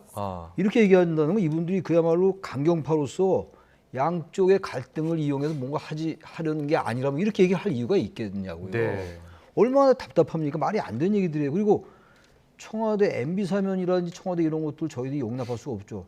용납이라는 단어가 말이 안 돼요. 이거 용납하고 안 하고의 문제가 아니란 말이에요. 대통령과 지금 당선인이 충분히 협의해가지고 할 수 있는 문제들이거든요. 근데 이걸 왜 두 분이 나서서 이렇게 갈등을 또 양상을 더 증폭시키고 공방을 더 가열시키냐고요. 이런 분들 때문에 항상 우리 정치가 불신의 늪에 빠지고 자꾸 쓸데없는 공방으로 가고 국민들이 볼 때 이거 민생과 아무 관련들이 없어요. 그러니까 이분들이 자제해라. 그런 말씀 안 드릴 수가 없습니다. 제가. 네네. 두 분 다 좀 자제했으면 좋겠다라는 의견을 주셨어요. 이제 이분들은 뭐 현 사안의 당사자가 아니잖아요. 네. 공개자들이고 근데 저는 뭐 대선 불복이란 그런 건 아니지만 분명히 아니지만 현재는 이제 대선의 연장전 그리고 이제 좀 있으면 또 지방선거가 있잖아요. 그렇습니다. 지방선거의 6월 전초전격이라고 1일이죠. 생각해요. 기싸움이라고 하는 그런 것들이. 그러니까 지금 현재 문재인 대통령도 국무회에서 그런 얘기를 하셨잖아요. 처음에 이제 역대 최소 차로 이겼기 때문에 뭐 국민 화합이 중요하다 이런 것도 아마도 그 당시 청와대 분위기, 또 민주당의 청와대 분위기를 반영한 것이 아닐까 싶고 그리고 또 한 가지는 이제 현재 이 양쪽이나 민주당이나 이제 국민의힘이나 좀 있으면 선거를 치러야 되잖아요. 근데 이 문제를 고리로 해서 결국 밀릴 수 없다 하는 그런 쪽으로 지금 흐르는 것은 아닌가 싶은데 뭐 당연히 자제를 해야 되는 그런 것들이죠. 네. 알겠습니다. 앞서 저희가 영상으로 잠깐 보여드렸는데요. 통이동 집무실 앞에 취재진들을 위한 프레스 다방이 차려졌습니다. 윤 당선인이 오늘 이곳을 찾아서 기자들과 간단히 차담회를 가졌죠. 이 자리에서 문재인 대통령이 북한 김정은 위원장에게 받았던 이 풍산개를 어떻게 할 것인지에 대한 질문도 나왔습니다. 윤 당선인이 뭐라고 했는지 듣고 오겠습니다. 그리고 강아지는 아무리 정상간 뭐 해서 받았다 해도 키우던 주인이 계속 키워야지 주인이 바뀌면은 강아지는 좀 일반 물건하고 다르죠. 그래서 그거는 뭐 나는 오히려 키우던 주인이 계속 키우는 게 맞지 않나 싶은데 너한테 주신 다음 내가 잘 키우고 근데 글쎄 우리가 아무리 그래도 이 동물을 그렇게 꼭 사람 중심으로만 생각할 게 아니고 정을 자기한테 많이 쏟을 주인이 계속 기르게 하는 것이 그게 오히려 그 선물의 취지에 맞는 거 아니겠어요? 한남동 공간을 좀 쓸 생각인데 거기로 데려가야죠. 근데 뭐 좀 늦어지면은 서초동에서 키워야 되고. 네, 이 풍산개는 남북 정상회담 때 문재인 대통령이 이제 국가 원수 자격으로 받은 선물입니다. 이 경우에 이제 풍산개의 소유권은 청와대에 있는 것인지 아니면 고퇴임할 문재인 대통령에게 있는 것인지 잘 모르겠어요. 그래서 그게 무슨 법적으로 뭐 어떻게 되는지 모르겠는데 예. 지금 윤석열 당선인의 말이 좀 맞는 것 같아요. 물론 국가 원수 자격으로 주고 받은 거지만 네. 정상간에 받은 거지만 그분을 뭐 청와대 소유다 이렇게 갈 건 아니잖아요. 문재인 대통령이 키웠잖아요. 예. 근데 그걸 무슨 이제 와서 다시 뭐 이게 청와대에 그 문재인 대통령이 있을 때 받은 거니까 네. 청와대에 남겨놓고 와야 된다. 아니면 후임 당선인, 후임 대통령에게 줘야 된다. 이건 제가 볼 때 네. 일반적인 그 정서에 좀 안 맞는 것 같아요. 여기서 이런 걸 가지고 따질 게는 아니지 않느냐. 예. 윤석열 당선인의 말이 100번 맞다고 생각합니다. 네, 알겠습니다. 뭐 문재인 대통령도 워낙 강아지를 좋아하고 또 윤석열 당선인도 좋아하니까요. 본래 정상 간 선물 주고받은 건 개인에게 귀속되는 게 아니고 네. 국가에 귀속되는 거랍니다. 이 그렇군요. 경우를 보더라도 예. 여러 가지 뭐 이제 물건이라든지 뭐 이렇게 받은 비싼 물건이라 하더라도 그건 아무리 또 사소한 물건이라 하더라도 예. 뭐 남겨두고 가는 게 그건 그렇군요. 당연한 겁니다. 국가 원수 자격으로 받았기 예, 때문에. 그런데 예. 이제 저건 반려견은 예. 또 조금 케이스가 다른 거죠. 네. 일반 무생물처럼 이런 선물 받은 게 아니고 저거는 아. 정말 지금 말씀하신 대로 서로 반려견이니까 네네. 그동안 키웠던 거니까 또 문 대통령께서 뭐 좀 현재 사저 짓는 데가 뭐 넓은 좀 양산도 예, 이런 거 아닙니까? 그렇습니다. 예, 그러니까 그런데 뭐 같이 가도 네. 뭐 그 무리는 없겠죠. 그걸 뭐 누가 왜 그 국가 건데 왜 가져가냐 이렇게 하지는 않을 것 같습니다. 그것도 역시 예. 두 분이 만나서 그렇죠. 만나서 이야기를 나누면 좋겠습니다. 알겠습니다. 그리고 윤석열 당선인의 대통령 취임식이요 국회 광장에서 진행하기로 했습니다. 발표가 있었죠. 그런데 관심이 최근 사면된 박근혜 전 대통령도 초청 대상이 될 것인가, 또 박 전 대통령이 과연 참석할 것인가도 관심이에요. 어떻게 예상하세요? 저는 참석을 초청을 하는 게 좋을 것 같고요. 예, 예. 그리고 통합을 한다는 거잖아요. 그리고 사면도 했잖아요. 네, 만약에 초청을 안 한다면 사면의 의미가 퇴색될 수밖에 없죠. 그래서 그렇군요. 저는 예. 문재인 대통령 그리고 윤석열 당선인 그때 대통령이겠죠. 취임식을 할 때니까. 네네.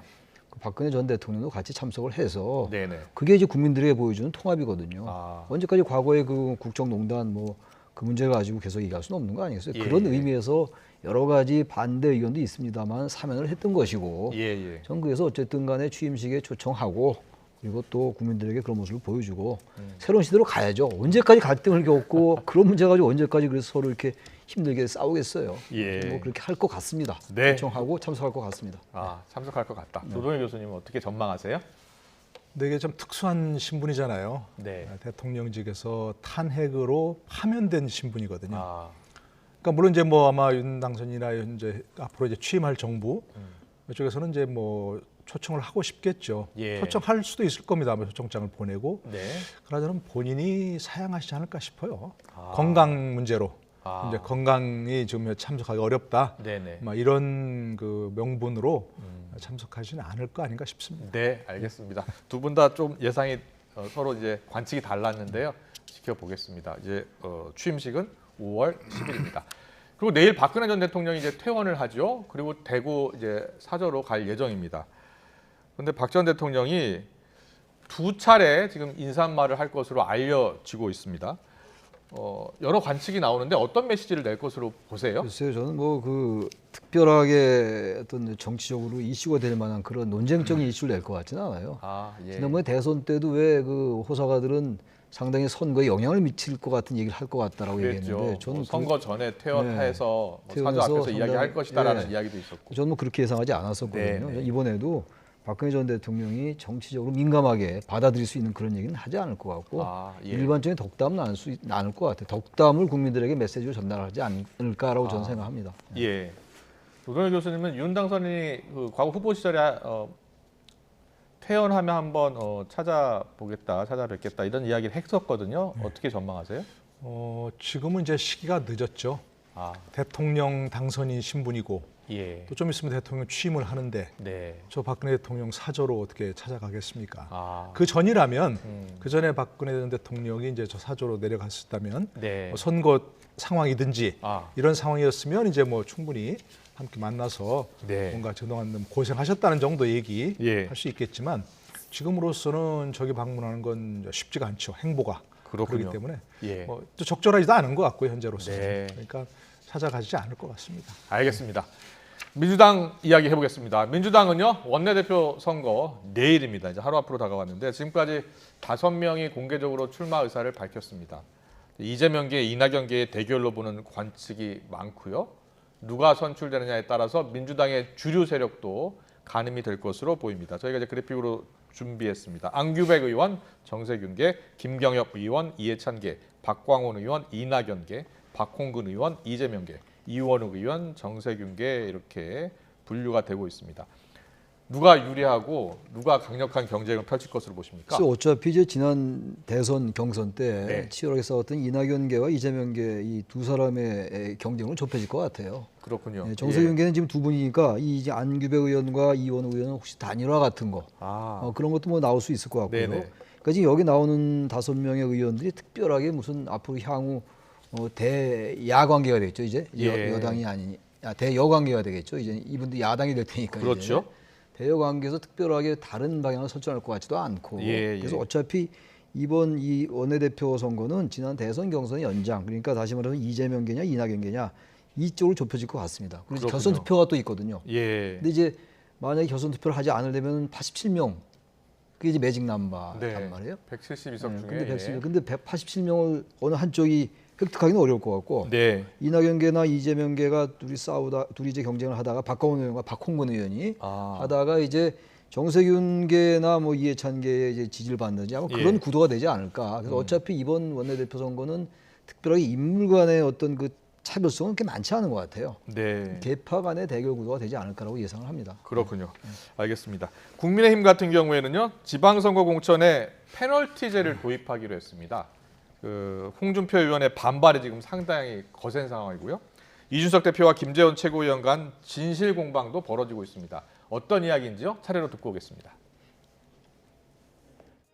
이준석 대표께서 이것을 논의하자고 소집을 했는데 그 내용에 이런 내용이 들어있었죠. 공천 신청자에게 좀 적용되는 내용인데 이것을 가지고 토론을 하면서 최고위원으로서 그 의견을 말했고요. 저는 그 중에서 여러 가지 논란이 있어서 이 25%, 15% 이렇게 해놓은 것이 좀 복잡하니까 15%로 통일을 해서 그냥 15%로 하자는 의견을 내고.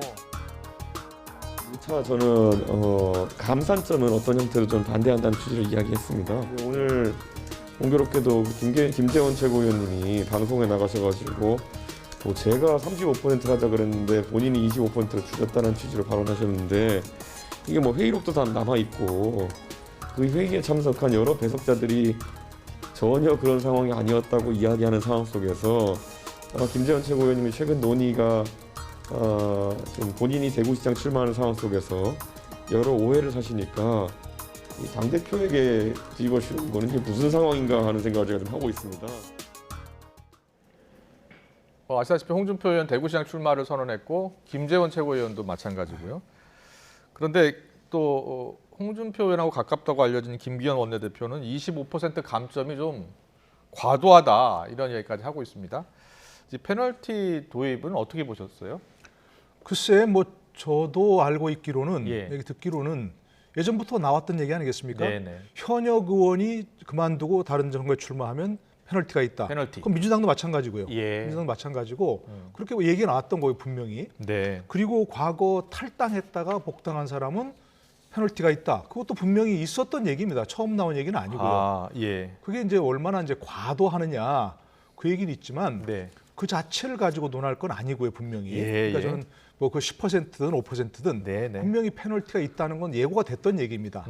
그런데 그것이 이제 25%로 일단 결정이 됐으니까 그러나 공천 관리에서는 다시 또 논의할 수 있다는 얘기죠. 네. 논의하면 되는데 아까 보신 김재원 최고위원, 이준석 대표 나와가지고 서로가 그 논의한 최고위원회에서 논의한 내밀한 얘기들을 뭐 이게 저 맞느니 저거 맞느니 서로 이게 참 하는 것들 보면 아니 저게 무슨 저는 정치하는 분들이 상당히 대인배들이 하는 줄 알았어요.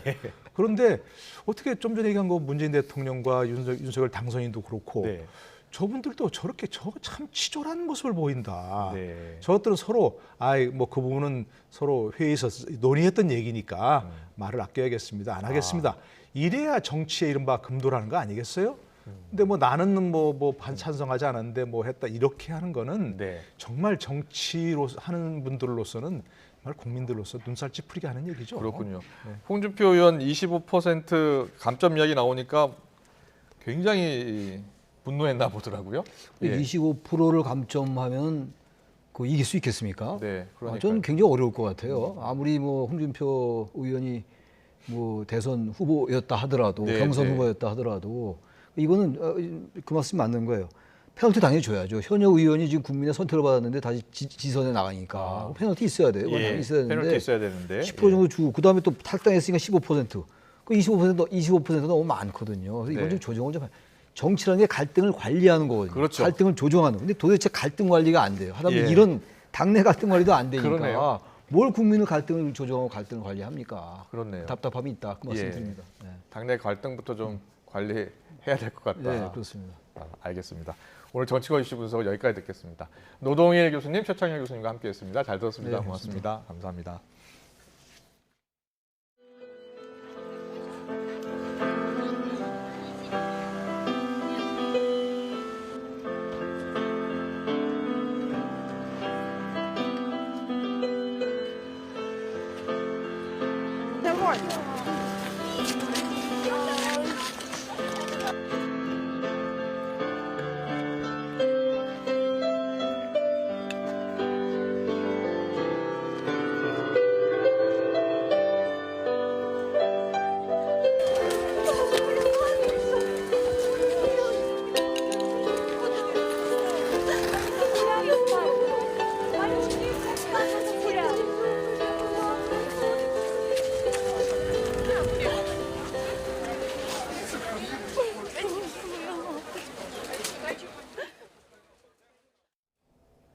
YTN 취재팀이 러시아가 침공한 우크라이나에 입국해서 사흘째 취재를 이어가고 있습니다. 우크라이나군이 수도 키이우 근처 마카리우를 탈환하는 등 반격을 이어가고 있습니다. 우크라이나 내외 난민이 1,000만 명에 이를 수 있다는 관측도 나온 가운데 체르니우츠에서도 피난민 보호시설과 일반 가정집을 막론하고 도움의 손길이 이어지고 있습니다. 우크라이나 현지 연결합니다. 양동훈 특파원.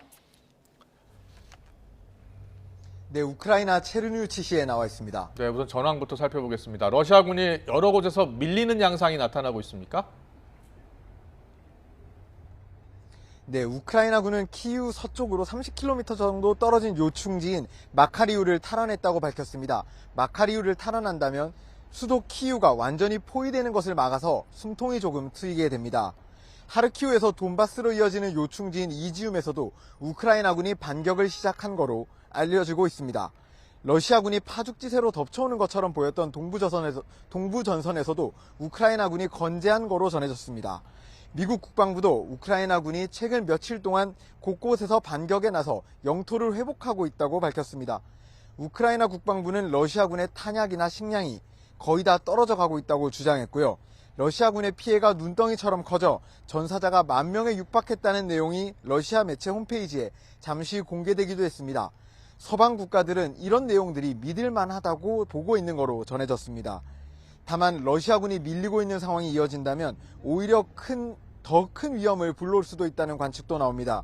러시아군이 전황이 불리해질 때마다 극초음속 미사일을 발사하거나 민간인을 무차별로 공격하는 등 점점 더 극단적인 모습을 보이고 있기 때문인데요.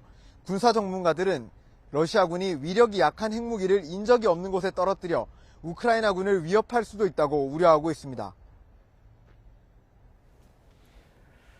양동훈 기자, 체르니우츠에 있는 피난민 캠프에도 다녀왔다고 들었습니다. 지금 피난민들은 어떻게 지내고 있습니까? 네, 체르뉴치 시내에는 4만 명이 넘는 피난민이 몰려왔고 캠프도 여러 곳에 차려졌습니다. 저희가 방문한 캠프는 원래 학교로 쓰이던 건물입니다. 학생 기숙사에서 피난민들이 묵고 있는데 한 가족에 한 방만 제공되다 보니 집만큼 편안하게 살 수 없는 좁은 공간입니다.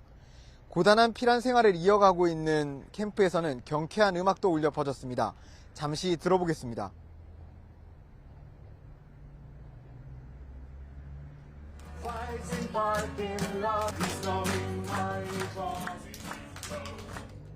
У нас есть чувство напряжения, потому что каждый день гибнут люди, и мы уже больше 3 недель не можем проснуться в расслабленном состоянии, как это было раньше. 네, 이곳 캠프에는 피난민이 300여 명 있고 그중에 아이들이 120여 명에 달합니다. 피난길에 지친 아이들이 건강하게 지낼 수 있도록 세심한 관리의 손길도 이어지고 있습니다. Приїжджають театри, дітей розважати, місцеві, філармонія. З дітьми займаються, приходять лікарі, педіатри. Ну, тобто це такий найкращий прихисток, який... 네, 이번 전쟁의 가장 큰 피해자 어린이들이죠. 빨리 집으로 돌아갔으면 좋겠는데요. 학교 생활마저 빼앗겨버린 학생, 선생님들도 만나보셨다고요? 어떤 말을 하던가요? 네, 현재 우크라이나는 전 지역에서 수업을 온라인으로 진행하고 있습니다. 전쟁의 참화가 덮친 지역은 물론 이곳 체르니우치와 같은 후방에서도 수업이 정상적으로 진행되기는 어려운 상황입니다. 학교들이 줄줄이 피난민 캠프로 바뀌고 전방을 지원하기 위한 기지 역할도 해야 하기 때문입니다. YTN 취재팀은 키이우 주변에서 피난을 떠나 체르니우치에서 살게 된 학생 2명을 만났는데요. 모두 전쟁이 끝나고 다시 학교로 돌아갈 수 있기를 기원하고 있었습니다. 한번 들어보겠습니다. Мої звички, те, що я робила кожен день, грала на піаніно, моє хобі, навчання, все, що я робила кожен день.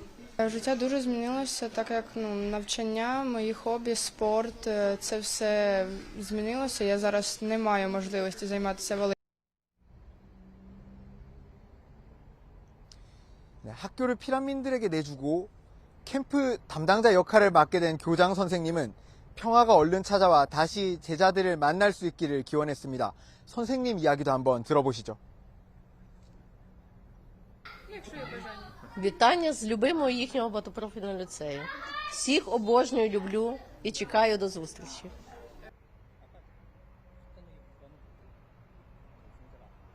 네, 저희가 청소년들을 만나는 곳은 원래 미혼모나 가정폭력 피해자를 지원하는 곳인데요. 전쟁이 시작되면서 우크라이나 각지에서 40여 명의 어머니와 자녀들이 찾아와서 함께 도움을 받고 있습니다.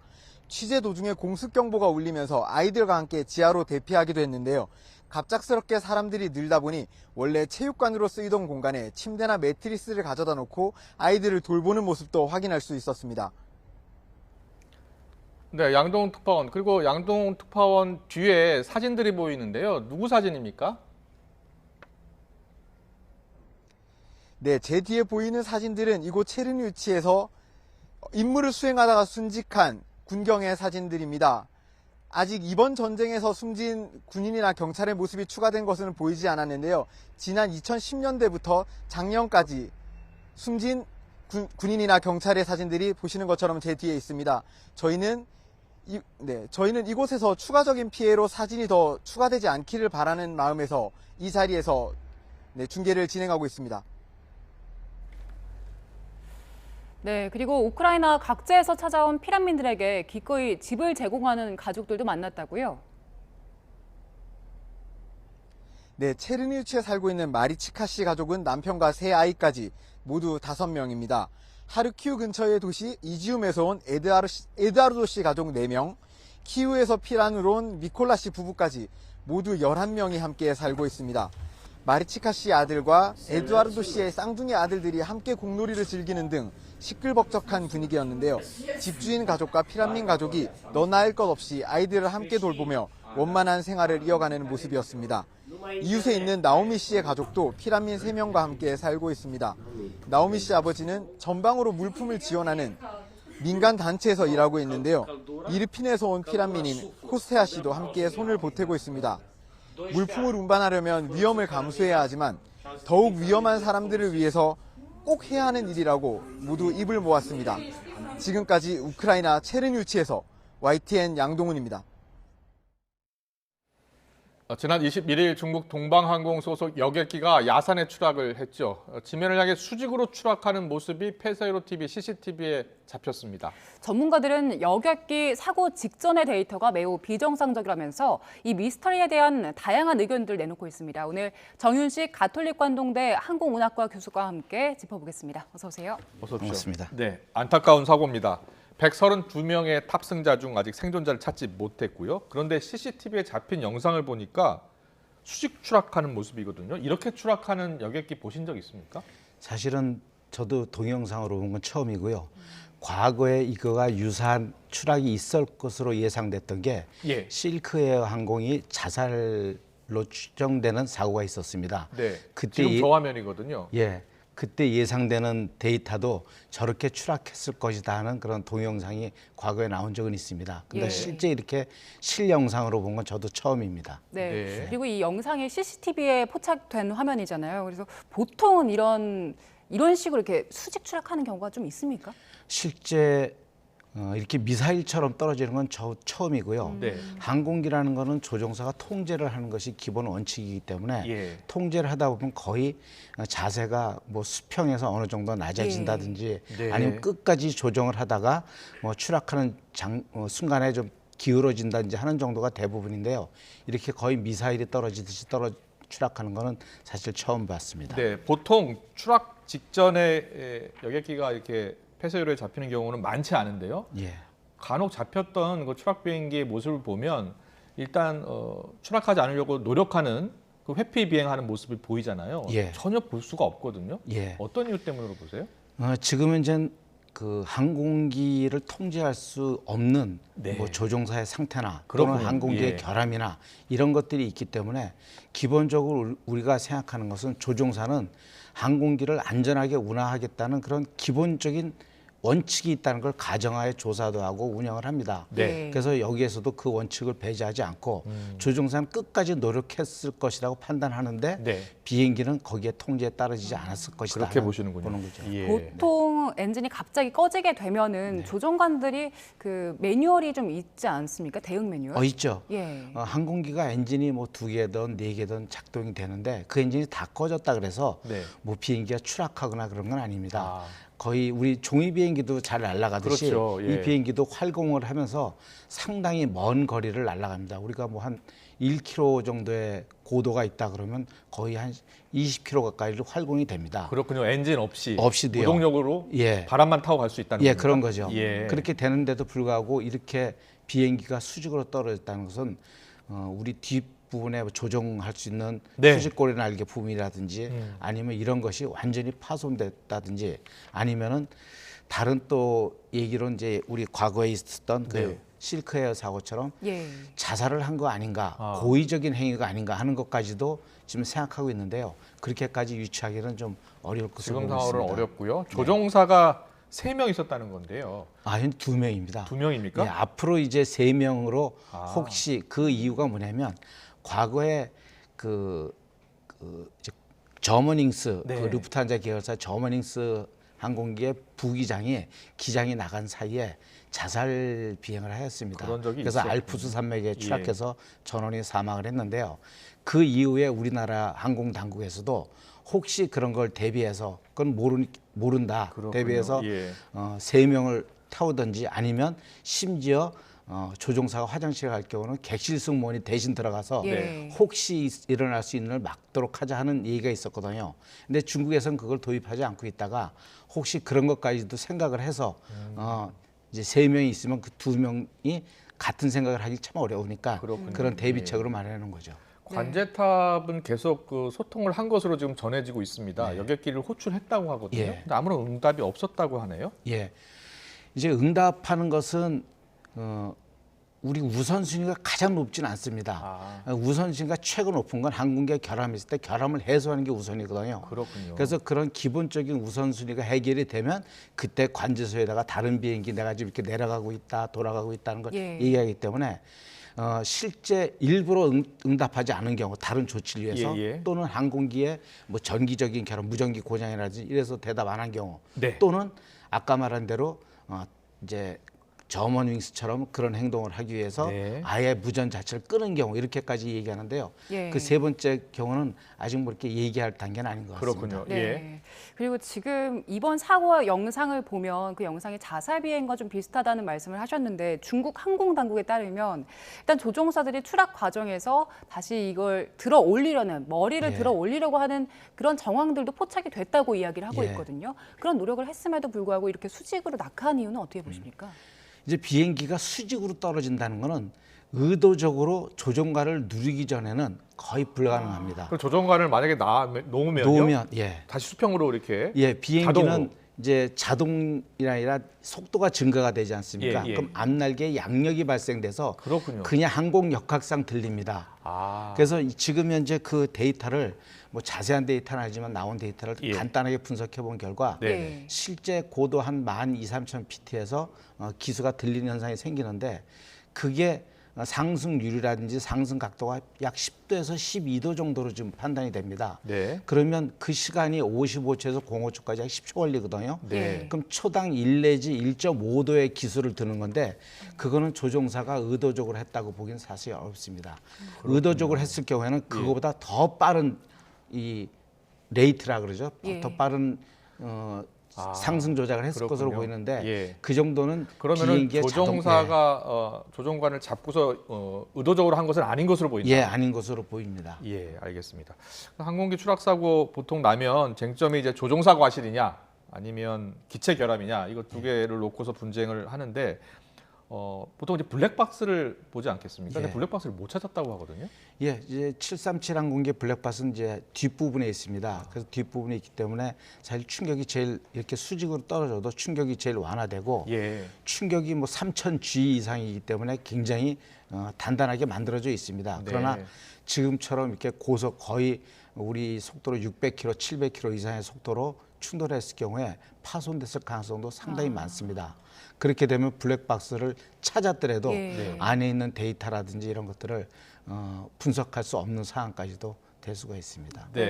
그리고 이번에 사고 난 여객기가 보잉 737-800NG 기종으로 알려져 있잖아요. 그리고 이 다음에 나온 후속 모델이 맥스 모델인데 그 맥스 모델은 연쇄 추락하면서 보잉 참사들이 여러 번 났었는데 지금 이 기종도 이전에 추락한 사고가 있었습니까? 추락한 사고는 비행기가 상당히 많습니다. 많지만 이제 잘 알려지지 않았는데요. 이 비슷한 사고가 아까 말한 실케 같은 그런 사고도 있고요. 심지어 요새 전쟁하고 있는 우크라이나 비행기가 호메니 공항에서 이륙하다가 미사일에 맞아서 추락한 경우도 있고요. 또 우리 얼마 전에 사고 났던 그 저먼윙스 비행기처럼 우울증으로 해서 이렇게 자살하는 것도 있고 뭐 여러 번이 있습니다. 교수님은 이제 직접 조종도 해보셨잖아요. 기체 결함 가능성이 높아 보입니까? 어떻게 보세요? 저는 기체 결함이 발생이 되고 그것을 조종사가 처치하는 과정에서 실제 절차가 잘못됐던지 아니면 처치를 잘못한 게 복합이 되면서 이런 사고가 발생된 게 아닌가 이렇게 생각됩니다. 그래서 실제 시작은 항공기 결함이 아니었나 하는 생각이 많이 듭니다. 알겠습니다. 오늘 말씀 여기까지 듣겠습니다. 지금까지 정윤식 카톨릭 관동대 항공운항과 교수와 함께했습니다. 잘 들었습니다. 네, 감사합니다. 올 시즌 프로야구 개막을 열흘 앞두고 있습니다. 새 얼굴들이 벌써부터 돌풍을 다짐하고 있는데요. LG의 송찬희, 기아 김도영이 나란히 시범경기 타격 부문 1위를 달리면서 이름 석자를 제대로 알리고 있습니다. 신윤정 기자입니다. 복귀전에 나선 김강현과의 첫 맞대결에서 시속 150km 초구 직구를 홈런으로 받아친 송찬희. 빅리그 90승 노바까지 에이스급 투수들 앞에서도 방망이는 화끈하게 돌아갔습니다. 파워가 있는 타자고 그리고 컨택도 좋은 것 같아서 이제 시즌 동안 계속 주의해야 할 선수인 것 같고요. 시범 경기 7경기, 홈런 무려 5개로 단독 1위를 질주하고 있습니다. 4년 전 LG 유니폼을 입은 중고 신인이지만 아직 1군 데뷔도 못한 신데렐라 거포에 등장해 오른손 강타자를 고대해온 팬들의 기대가 커지고 있습니다. 기아 특급 신인 19살 김도영은 시범 경기 타격왕에 도전하고 있습니다. 8경기에 모두 출전해 4할대 타율로 1위, 안타와 출루율, 도루까지 송찬이와 함께 타격 타이틀을 양분하고 있습니다. 제2의 이종범이라는 별명답게 정교한 스윙과 1년차 같지 않은 두둑한 배짱이 무기입니다. 많이 왔으면 좋겠는데 아직 타구가 많이 안 와서 좀 아쉬워요. 다 들어와 이거죠? 타고 다 들어와. 네, 자신은 있습니다. 지난해 한화 1차 지명 내야수 정민규에 KT 불펜을 꿰찬 박영현까지 수준급 활약을 펼치는 상황. 시범 경기 그라운드를 달구는 새 얼굴들이 정규리그 치열한 신인왕 경쟁을 예고하고 있습니다. YTN 신윤정입니다. 흐린 날씨 속에 오늘은 공기도 다소 서늘했죠. 내일은 맑고 포근한 봄을 되찾겠는데요. 내일 서울 아침 기온 4도, 낮 기온은 14도로 예상됩니다. 금요일인 모레는 서울 기온이 19도까지 올라서 4월 중순만큼 따뜻하겠습니다. 다만 일교차가 큰 만큼 옷차림에 신경 써주시기 바랍니다. 내일 아침까지 충청 이남 내륙에는 서리가 내리거나 눈이 관측되는 곳이 있겠습니다. 경기 북부와 영서 북부에는 오전 한때 비나 눈이 조금 내리겠고요. 이후로는 전국이 대체로 맑겠습니다. 하지만 공기가 탁한 곳이 많겠는데요. 영서와 충청, 영남 지역의 초미세먼지 농도 나쁨이 예상됩니다. 호흡기 관리 잘해주시기 바랍니다. 날씨였습니다. 네, 이어서 저녁 종합 뉴스 이브닝 뉴스가 방송됩니다. 시청해주신 여러분 고맙습니다.